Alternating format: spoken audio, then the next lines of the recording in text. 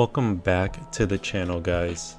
So today we have a pretty fun matchup for you.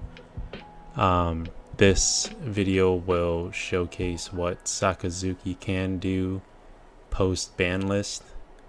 Obviously this is the promo Sakazuki, so he's been heavily nerfed, but just the combination of blue and black proves to still be pretty usable. Definitely not top tier or anything, but against a meta deck like BY Luffy, Sakazuki can hold his own, especially against slower decks in general.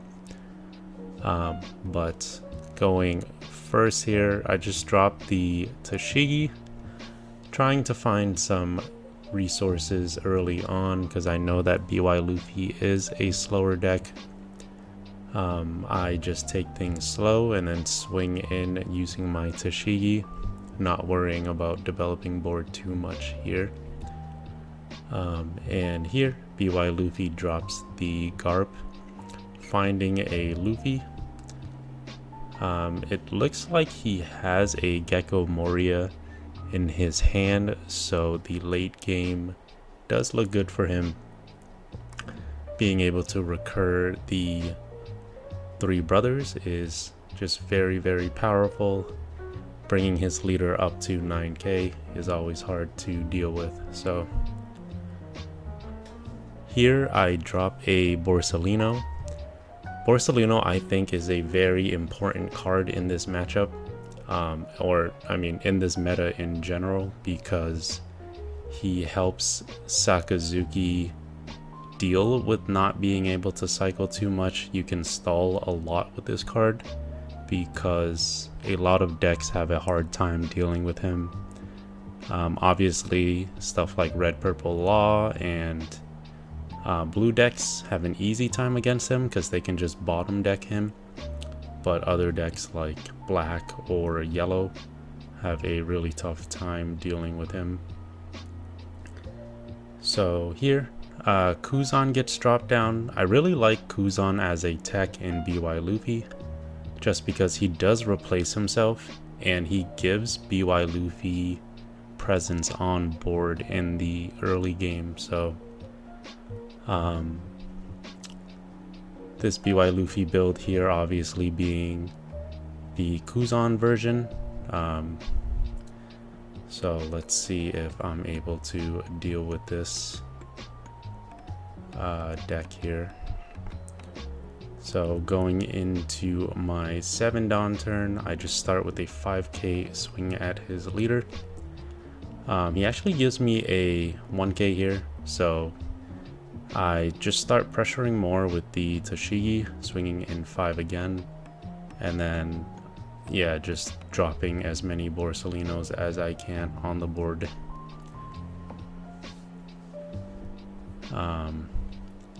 But here, looks like BY Luffy is just setting up for his baby evolve plays. So he drops the Hiyori, putting a Sabo back to life and then being able to evolve into that Sabo and pumping his leader up to 7k here. So 7k is actually not that difficult to deal with. It's when BY Luffy's are able to double pump is where things get a little tricky. But Sakazuki having access to blue means that Sabo is not a huge deal in this matchup.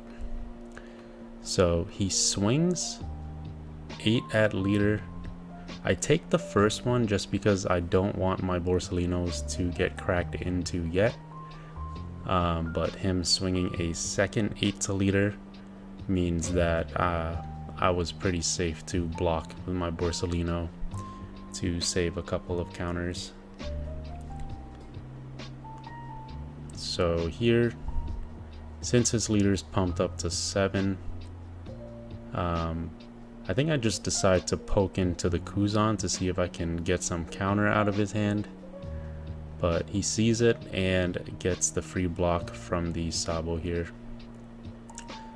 And then I just drop the brand new so that I can find some more 2Ks.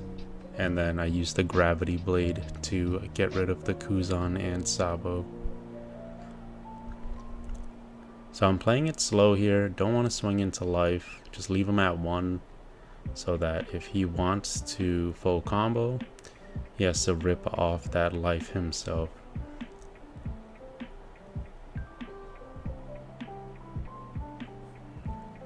So I think it pays off pretty well here. I'm not sure if he's going to actually drop the gecko yet. And it doesn't look like he is because he starts in with a 6K swing. Again, I don't want to risk my Borsalinos getting cracked into, and so I give him a 2K counter here. And then him dropping the Kuzan down tells me he's definitely not going to make any huge gecko plays here. So Space Luffy coming down, popping my brand new and giving him an extra draw. Pretty much the same board state as last turn, except this time he doesn't have a blocker. And so I just poke in for 7K. And he actually gives me 2 cards out of his hand. So here I can start pressuring pretty heavily here. But I think I opt to play it a little safer. Yeah, I think I swing in 9 with one of the Borsalinos, leaving 4 Dawn up. I might have been able to crack in for game here, but I didn't want to throw the game if he was able to counter out and then just make a gecko play next turn. So I was debating whether or not to be greedy, and I think ultimately I just drop another Borsalino down and pass turn, just because with 2 blockers up, there's no way he could push in for lethal. And next turn, I did have the removal in case he put another Sabo down so that I could push for lethal. Because at this point, he only had 1 baby Sabo in the grave. So that means at most with a gecko play, he would only be able to summon 1 Sabo blocker. So here he evolves into Space Luffy and the Sabo in his grave, pumping his leader up to 9. And in this board state, I'm feeling pretty good. I had the Hound Blaze and Ice Age in hand, so felt pretty safe being able to let this one Borsalino go.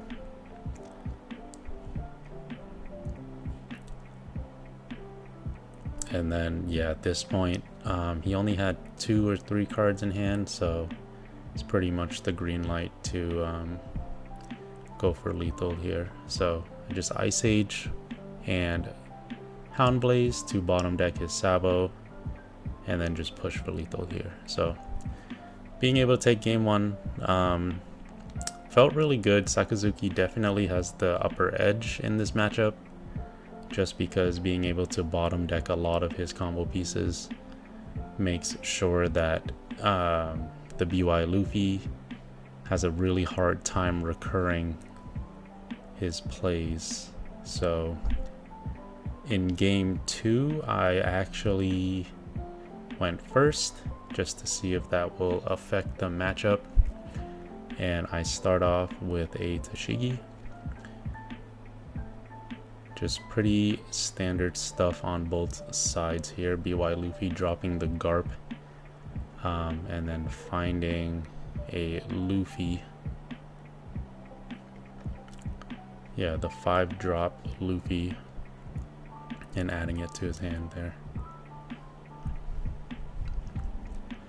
So going into my 3 Dawn turn, I'm not sure if I wanted to give up my Tashigi just yet, just because I did have another Tashigi in hand. So I opted to just dig as much as possible so that I could find removal pieces for the later stages of the game. And I do find a gravity blade, so that will come in handy down the line for sure. He swings in 5 at leader. I let that connect just because I didn't want to give up resources just yet. And I, especially now that I know he's playing the Kuzan build, his build is definitely a lot slower than the conventional ace in the deck. So with 5 Dawn up, I just poke in 5 at his leader, which eats a 1k counter. So I just take that counter and then just drop the Sabo down.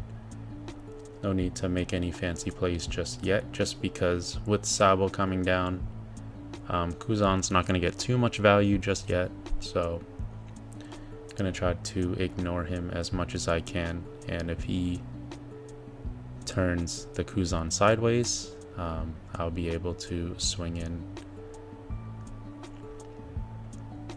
So starting off, the 6 Dawn turn for the BY Luffy, he swings in 6 at leader, eats one of my 2Ks, and then hard plays the 5 drop Luffy, ripping a life to draw a life here. And then 7 Dawn turn for me. I think this turn I was debating whether or not to Gravity Blade, but I really wanted to save the Gravity Blade for any Sabos. And so instead I decided to make a tempo play out the Hina with the Rebecca, and then Hound Blaze to chip away at his life here.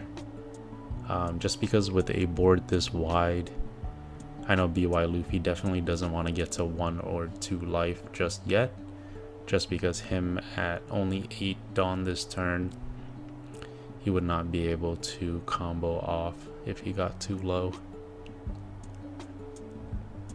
So he finger pistols my Sabo just because the Sabo immunity only lasts for 1 turn, so really good value for him there. And then he plays down the Garp in order to search for his future turns.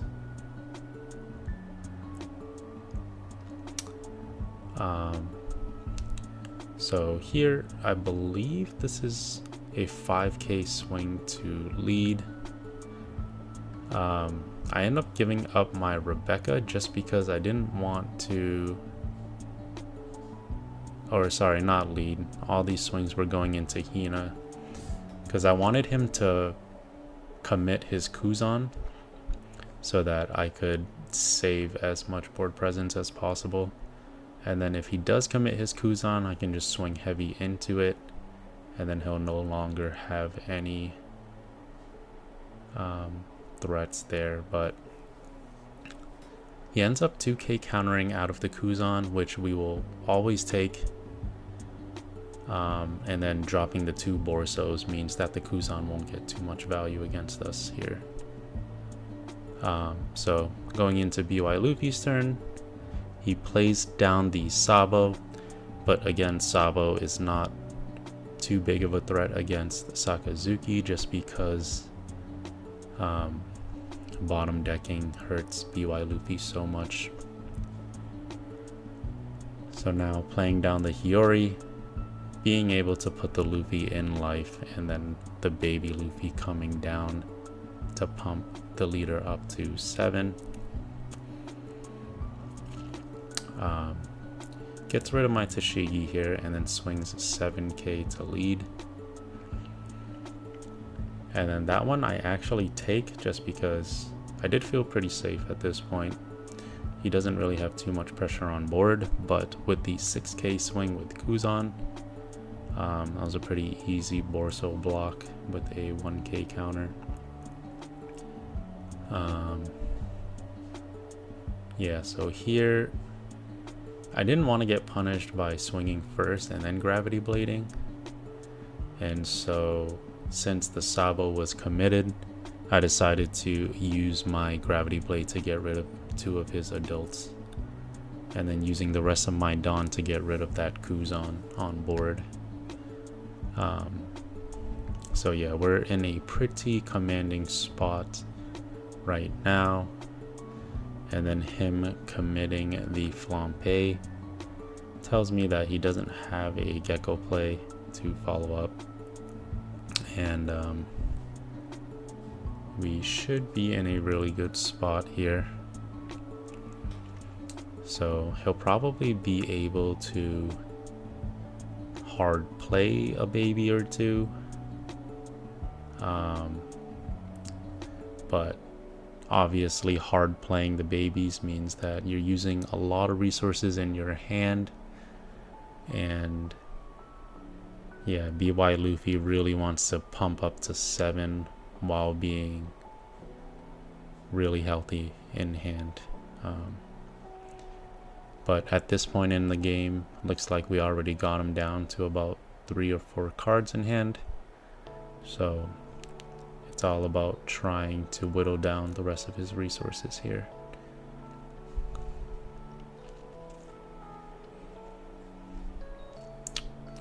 So I believe this 10k swing went into life, and that was a pretty easy take for me, just because, again, Borso is so important in this matchup. Didn't want to sacrifice him just yet. But looking at his board state, and his leader only pumped up to 7, I should be able to start pressuring his life here.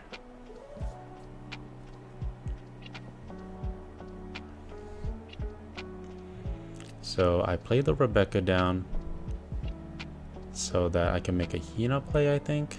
Yeah, so I grab a Sabo to hand. Didn't have any other 2k counters to grab, and so I was able to Rebecca Hina, and then Hound Blaze the Sabo back to the bottom of his deck.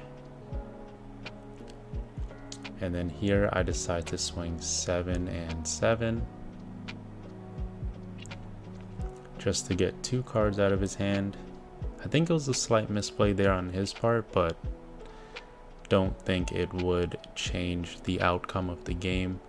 I think he could have let one of the 7k swings go through so that he could heal back up to 2 this turn to try to stay alive for 1 more turn. But yeah, looking at his next 2 draws, definitely wouldn't have changed the outcome of this match. So at this point, he decides to just go all in. Obviously, with 2 Borso blockers, there's just no way for him to push for lethal here. And yeah, so he realizes it's GG's and he scoops it up. So yeah, I hope you guys enjoyed the video. Sakazuki still being pretty good despite getting banned. Again, obviously not top tier, but you know, I hope you guys enjoyed the video. Please leave a like and subscribe to support the channel, and I'll see you guys next time.